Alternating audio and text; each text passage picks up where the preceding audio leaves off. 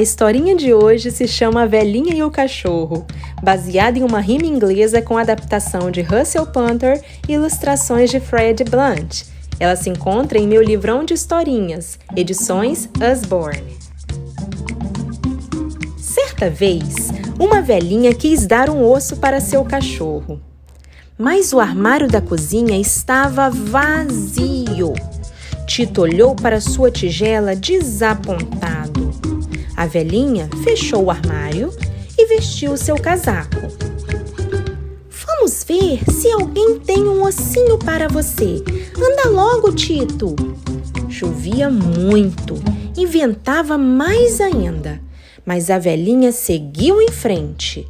Finalmente, eles chegaram a um açougue, então entraram para averiguar.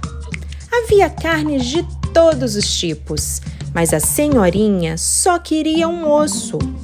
Porém, não tinha dinheiro na bolsa, nem no bolso, e sua carteira velha e remendada estava em casa.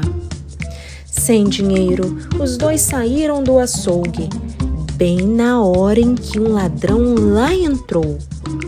Quando o bandido saiu, na corrente de Tito ele enroscou o pé e caiu, dando de cara no chão. "O cachorro pegou o ladrão!"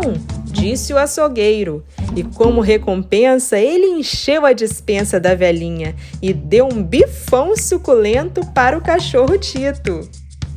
Mesmo que sem querer, o Tito virou o herói da história. E olha que ele saiu no lucro, hein?